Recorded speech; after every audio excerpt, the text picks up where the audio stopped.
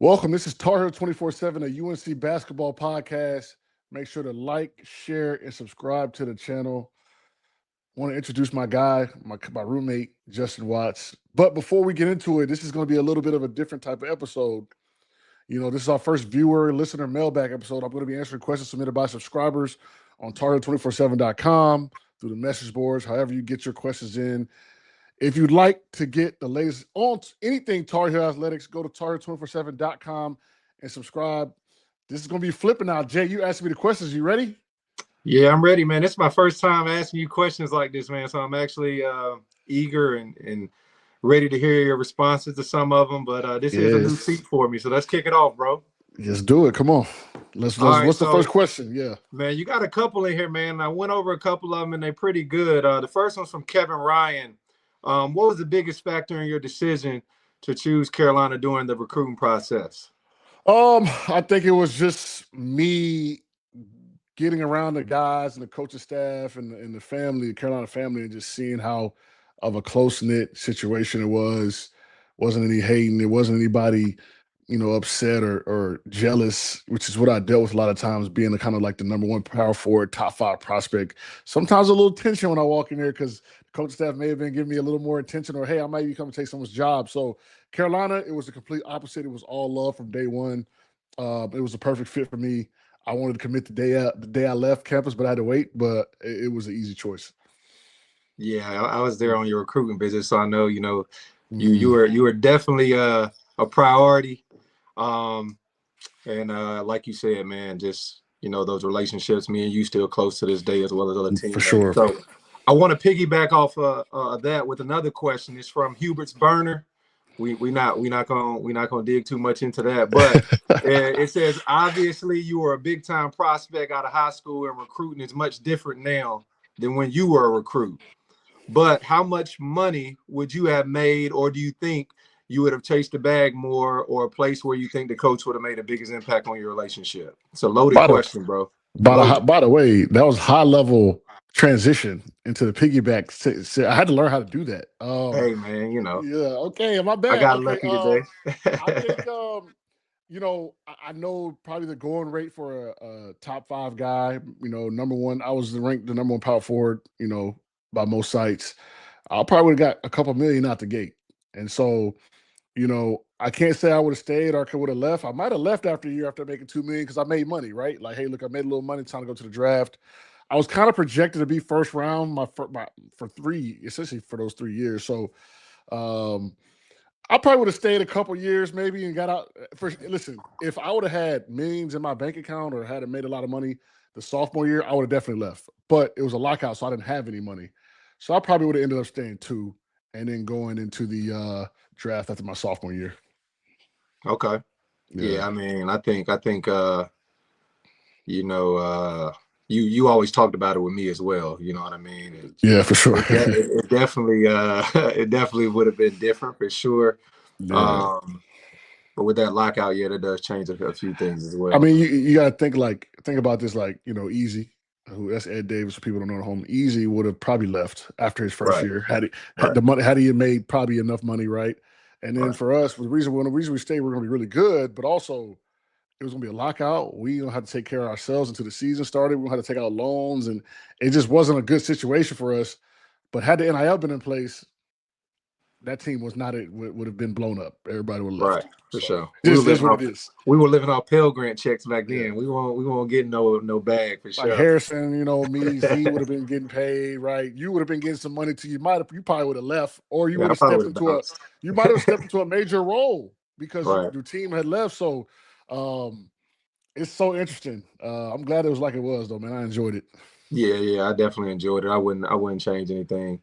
Yeah.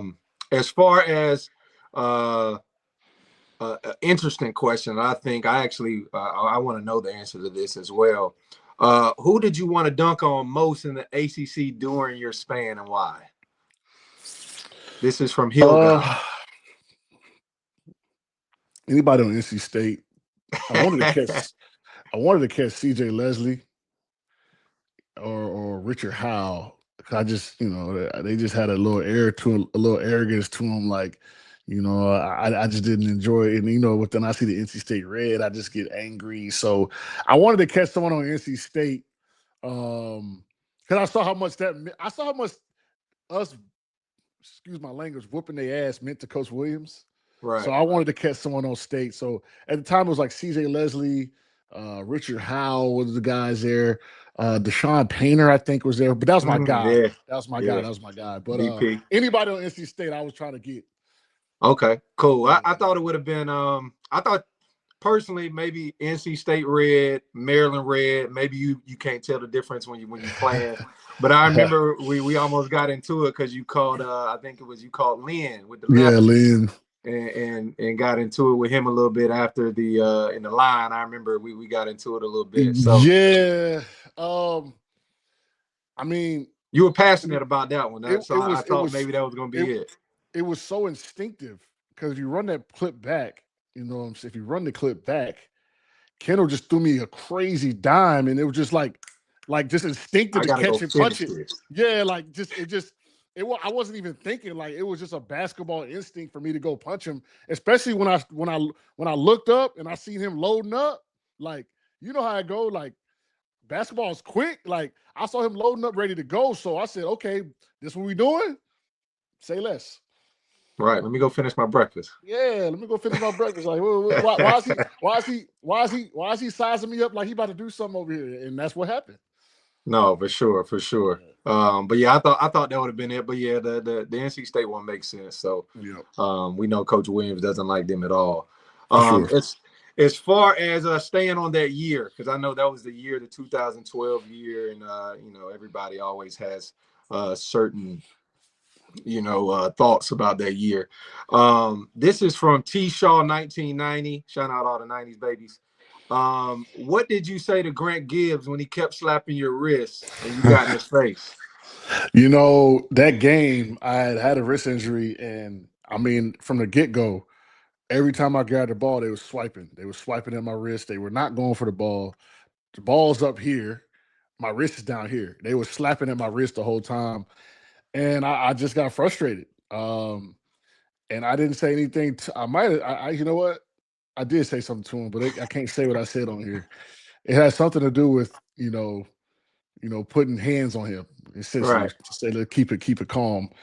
And I got a tech and everything. But yeah, they were slapping the whole game, and I respect it. I respect it. Like that's what you're supposed to do. Test that wrist. But it really just fired me up, honestly. So I hadn't had that much emotion in the game since. I ain't gonna lie to you. Like that was intense. Yeah, yeah. We normally didn't see you get like that. You're most of the time all smiles. But look, I used to get a text. Easy. Listen, I'm the only person that was getting texts. That's the crazy Well, part. well, you really were the only one that coach wouldn't get mad at for getting text because he almost sometimes got tired at you for smiling too much. So I think he Yeah, enjoyed the passion that came out of you yeah. No. when You that are happened. 100. You are Um, 100% right. You probably like yes. yes, this is what we've been looking for, John. Uh, Now we got to run because remember we had to run every time I got a tech. We had to run. So Man, we it's had to all run a good. 33. We was Yeah, all on you that day in practice. yeah. I remember yelling at you that day. It's Like, all come on, good. Hook. We got. Hey, look, Uh, we got in shape. We got in shape. oh, we definitely were in shape. Um, this one is from Tar Heel Mark. This is also about the 2012 year. I think it's probably one of the most question years that you're probably going to ever get if you're on a hot seat. So, Mhm. as fans, we were sure that 2012 was destined to reach the finals and get payback on UK. Did the team feel that way as well, or at least amongst yourselves? How did we feel? We could both answer this. I mean, I felt like we were the only team that could really beat Kentucky. Now, I'm not saying we would have beat them, but we were pretty much the only team I think that could go blow for blow with them. Um, as you kind of saw, I mean, they ran. They were. I was actually watching the clip yesterday randomly because I followed Deron Lamb. They were up like 15 points down the stretch in the championship game. It wasn't even close. Yeah, nothing was close. Wasn't even close. So I think we were the only team that could match up with them and go blow for blow. And AD and all them guys told me in the draft, they're like, look, once we saw Kendall was hurt, y'all were banged up, our confidence grew.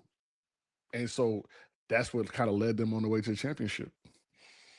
Yeah, I agree with you. I feel like on a neutral site we would have got him. Obviously, we played him that year in Rupp. It's tough to go win there.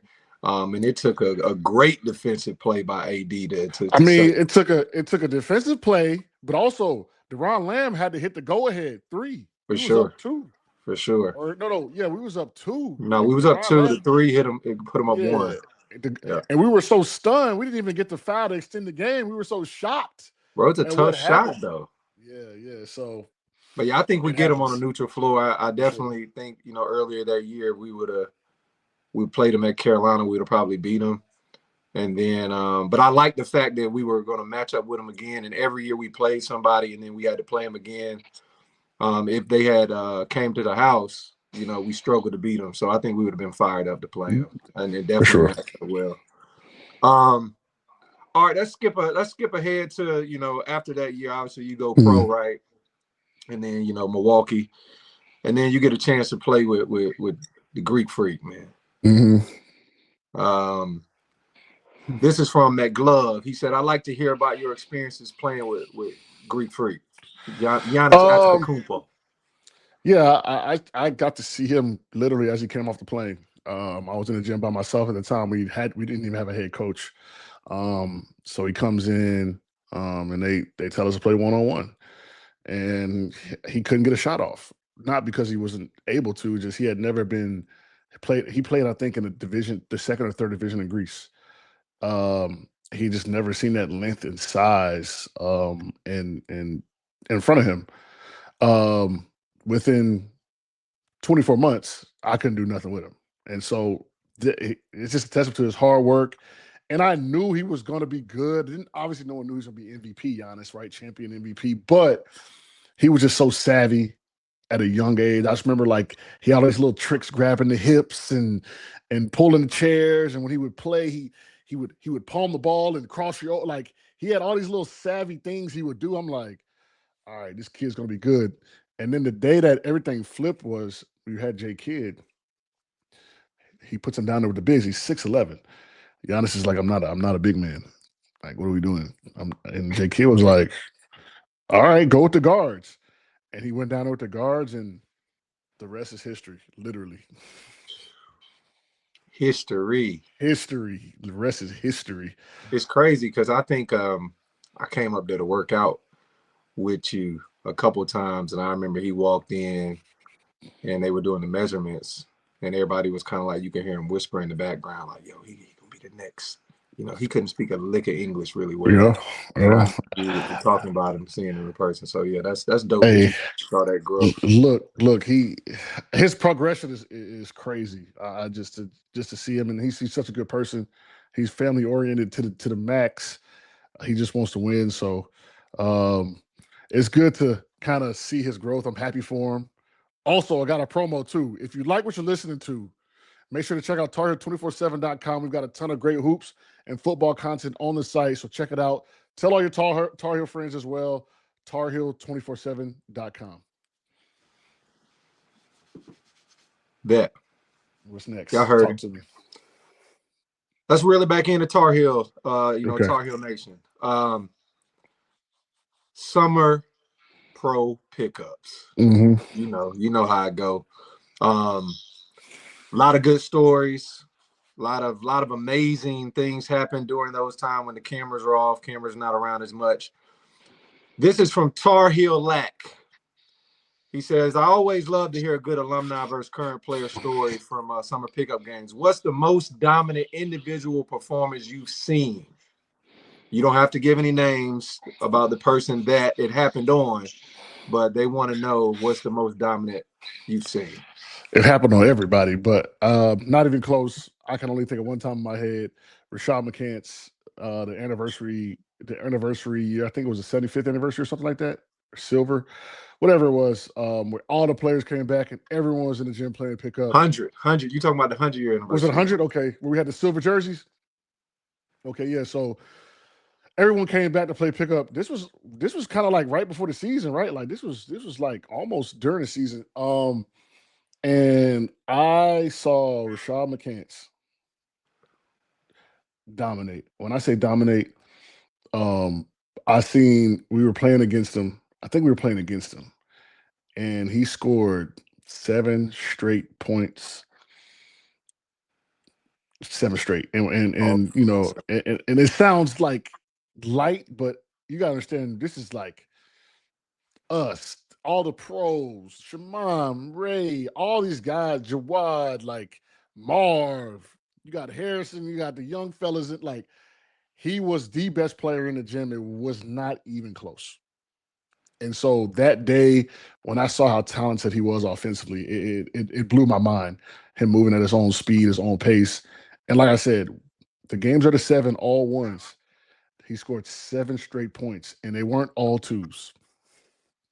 yeah. So that for was the, that for was a for those that don't know, I know some people have had a chance to tap into some of this to the pickup games when they're open, but um, it takes a long time when we are playing to get to 7. You're calling fouls on 6. yeah. It's nothing free. Arguments. It is a 7-point game is not as quick as you think it is, and he's not lying. I caught 1 or 2 of those points. They were professional buckets. Yeah, 7 straight. Like However you want. it wasn't like we scored, then they scored. No, like it was like 7-0. Yes. So Inside, out, bully ball, jumper, finish, left, right. yes, We I don't need to that go into the details. You guys get the point, right? that day is ingrained in my head. I'll never forget that. I've never seen like just the way he. I mean, the whole day. I mean, he was. It was Yeah, yeah. insane.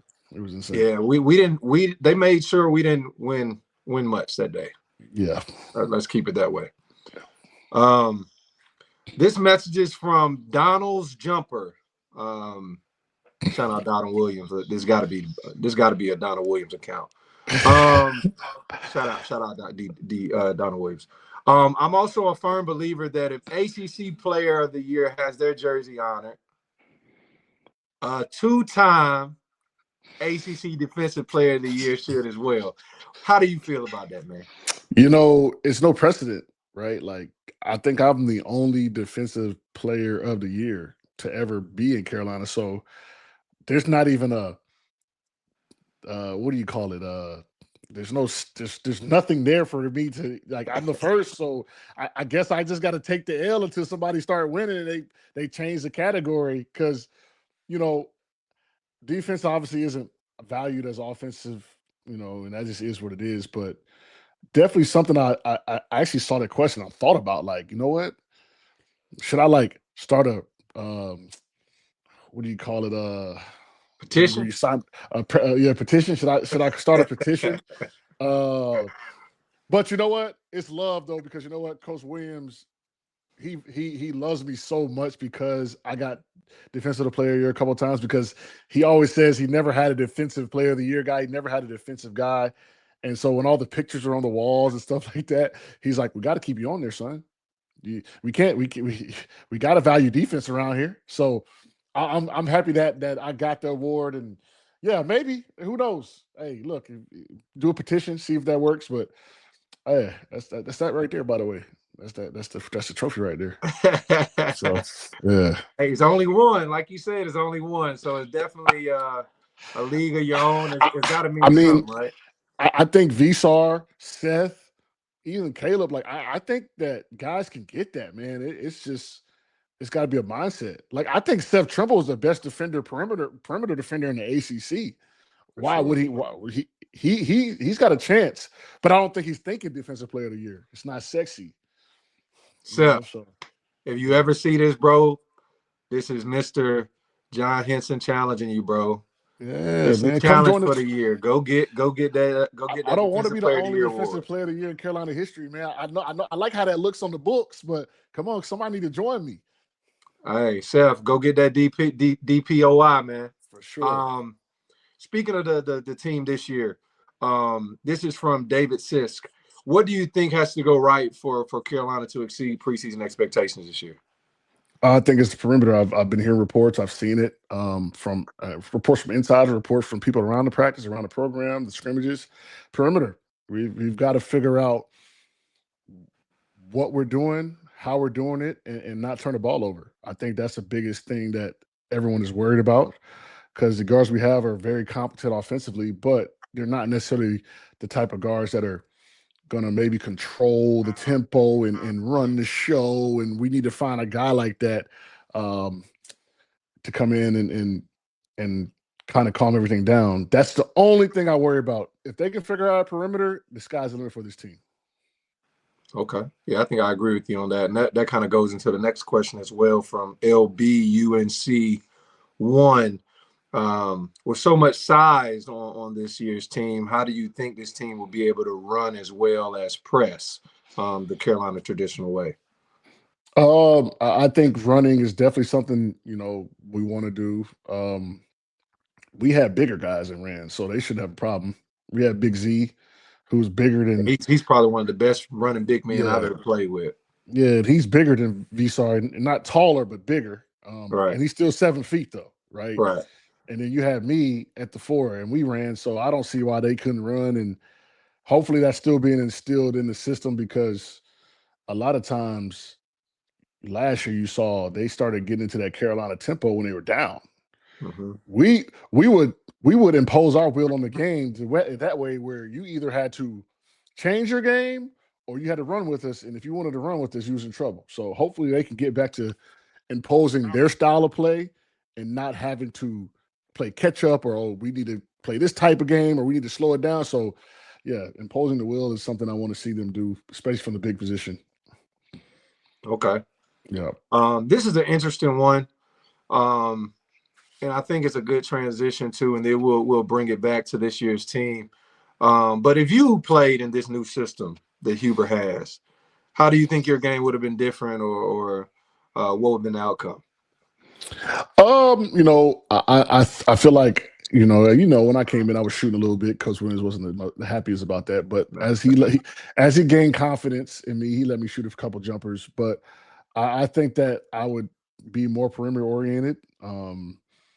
And still probably be successful in this system with the pick and rolls and I mean, if not more, right? We didn't really run pick and rolls that much. In the clock situations we did, but I think I might have been a little more sexy in this system. Being able to kind of be on the perimeter, playing the four, shooting the three. Now, obviously, that would have been part of the game. That is what it is. So I would have loved to play in Carolina if they would have recruited me, which seeing what they recruit, they probably would have, gave me a look still to this day. So, yeah, I think I would have done well. I would have enjoyed it too for sure. I like the way they play the style, spread it out and get the ball moving. Yeah, we didn't put in a pick and roll set officially until like my junior year. I don't think. I think that Yep. had a little bit to do with HB. So Yep. Yep. um, definitely, I think it was a little bit. You were a little bit before your time because you did come in playing the three, and Yep. coach was a little iffy with everything Mhm. going on. We did have a lot of players at the time, and that goes into our next question as well. What was it like losing the Wares in the off season and LD2 halfway through the next season? Because the Wares were kind of similar to you as well. They were like Mhm. threes, fours. We didn't know when you guys first came in. All you guys had this tremendous ability. So, do you think there was a good reason why they did it, or maybe the fans didn't understand at the time? And were there any warning signs? Um, I think with LD too, with Larry, um, it was just he needed a change of scenery. It is what it is, right? That's just kind of how it went. I don't think it was bad. I didn't see it coming. I don't think I found out when I was in class that he took the I was his midnight train. roommate, so Yeah, yeah. We calling you. You like? I mean, he was there this morning. right, Like, and then we find out he took the midnight train to Cali. You know what I'm saying? right. So, I was shocked about that one. But the Wares, it was tough because when when me and Z established starting roles and both of them couldn't play the minutes they wanted, David was getting, I think, more minutes because David was a little more skilled and Mm-hmm. just a little better than his brother. So they weren't getting the minutes. They were far away from home. I think that was just I wasn't surprised with that. They were kind of struggling with kind of the transition of being away in from Cali. So I saw that and shoot, they went to UCLA. So Yeah. I think you got to jump at that opportunity, going being at home, going to UCLA, being around your family, and playing, which is what they did. Right. Yeah, yeah. They all ended up doing well. Hmm. Um, but that Larry Drew one, I just remember him telling me, "Trust me, Justin, you guys are not going to have to run tomorrow," because he said he wasn't going to class. But this wasn't. So to give you guys a backstory, and then we'll go get to the Oh, next question. please! This is so good. They're gonna love this story, man, Yeah, for to give you guys sure. a backstory, at this time, we had just started, we were like the comeback kids. We had a sophomore year that wasn't as great. My sophomore year, speaking, John's freshman year, but now junior year, we're kind of putting things together. And Kendall's taking the starting spot, but we're playing good as a team. But coach is like super strict at this point because he said he was too lenient the year before. So we're getting classes checked for every class every day. If you do not go to study hall, you're running. And when we mean running, if anybody knows what a 33 is, we're doing like 6 or 7 of them if you don't show up. Down, back, down, back, down, back in 33 seconds or something like 33 that. seconds. Yeah, down, back, Um, down, back. yeah, down, back, down, back, down, back in 33 seconds. Yeah. So Larry tells me, like, man, I ain't going to class tomorrow. I don't feel like it. But this isn't new for Larry because this is why we have this. This is why we have this. All right. And he's not the only one. He wasn't the only one, but this is why we have this. So I'm like, nah, Larry, man, you got to go to class tomorrow, bro. I'm not trying to run, bro. I'm not trying to do no 33s. And he's like, trust me, Justin, you will not have to run tomorrow. I can guarantee you won't run. I'm like, all right, man, you so hard headed, bro. Da da da da. So long story Whole time he short, said he gonna message. He trying to tell you something. he tried to tell me something. I didn't pay it any mind. I go to my room. He goes to his room. We had an apartment off campus at the time. And wake up the next morning. I see him. His car's there. Me and him do not have the same 2 classes together, but we have the third class together. It was communications class, and it was over by Franklin Street. So I'm walking there, and I get in the classroom, and I notice I don't see him. And I'm like, dang, this dude, he really tried to pull coach's card. And I text him. I'm like, yo, Drew or Swim. I really called him Swim because that was a nickname for him. I'm like, yo, Swim, what how far are you from class or whatever. No response. So I called him. I'm go straight to voicemail. I'm like, what's going on? Hopefully he ain't sleep. I get a text from Eric Hoops and was like, yo, have you talked to Larry? And I'm like, nah, I called him and texted him though, he ain't in class. And then literally like 15 minutes later, the news drops like on ESPN. And it wasn't until I was moving out of the apartment and cleaning up his stuff that I found a note from him. I found a note from him at the end of my junior year that was like, hey, bro, couldn't tell you, blah, blah, blah, blah, blah. Long, good, decent, letter. And he said, see you on the other side where the grass is greener. Crazy. Hey, that's a story right there. They're gonna like that one. They're gonna like that one because people want to know. They're gonna Yeah. like that one. That's gonna give everybody. Listen, I hope that gives the Tar Heel fans and the board members some closure to that situation. Right, like it was a weird exit, but you know what? It was for the better for him. And as a teammates, we all missed him. We were shocked, and he left a nice little letter too, man. So Yeah. shout out to my guy We're still LD. good to this day. I Yep, just yep. I saw him a couple months ago in LA. So we're still good, but he had to keep it under wraps. I understood it. At the time, we're all teenagers and we kind of like, dang, you could have told me, but we definitely still cool. But yeah, I just wanted to share that story. But as far as this year's roster, Hook, this is from Shane Hutchins too. He said, I love this roster and feel the pieces fit great compared to the prior year. Powell was one to watch for me as someone to exceed expectations. Who's the one for you this year and why? Who? I'm gonna look at the freshman class. I think um, Derek Dixon. I don't know why his name is slipping me right now. Yeah, Derek Dixon. I think that's his name. Derek Dixon is the guy that I think is a guy that is going to exceed expectations. especially when we talk about the perimeter and the concern we have. He's 6'5", 200 pounds. He hails from DC. I know the Kenny, the producer, he loves that. He hails from DC, Gonzaga. He's playing a high level basketball league. I think he's going to be the guy that exceeds expectations and becomes a rotation player and almost maybe finishes games sometimes if things get a little shaky, right? And they need a guy to calm things down. And apparently, from what I hear, he's looking like one of the best, if not the best shooter on the team. So I think he could exceed expectations for sure.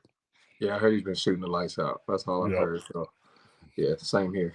Don't know who this is from. Oh yeah, here it is. TarWiz23. Mm.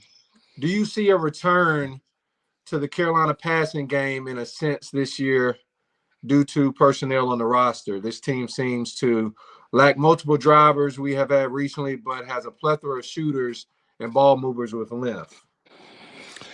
I mean, the return of the pass has to do with the point guard. I don't know if we have a guy like Elliott or Kendall. I mean, even Ray and Ty to an extent, but that's going to be distributing the ball. But I think that's kind of with ball movement. So we may not have the passing guards that you're used to seeing with Carolina, especially with Elliott leaving. I think there's a lot of heat on him, but I mean, he was throwing the ball ahead. He was diming cats. So it's gonna be interesting to see not have a guy like that, but kind of that with ball movement and body movement. And I think that's what's gonna happen this year on that perimeter. And with the bigs, ball and body movement, pick and rolls, second, third side basketball, professional, pro ball, essentially. And I think they'll be fine. Yeah, they're definitely going to be running some pro sets. I do like that about Hubert and giving that freedom. Last one, bro. Okay. I think this is one that everybody wants to know, and it's a common question. It's from a streets disciple. Nas. What is your all-time UNC starting five, and who would be the sixth man off the bench? I'm gonna go Ray. I'm gonna go Jordan. I'm gonna go those guys I've seen. I'm sorry. I haven't seen James Worthy play. Don't kill me. I'm gonna go Vince. I'm gonna go Twan. I'm gonna go T Hands. Is that five? That's five. Who your sixth Ray. man? Okay. And then Ray, Jordan, Vince, Vince, Twan, and T Twan, Hands. T. Hands. That's a smoker. I like that team. That's And not my getting. sixth They're not getting beat man, too many times. I'm gonna have to go Stack off the bench.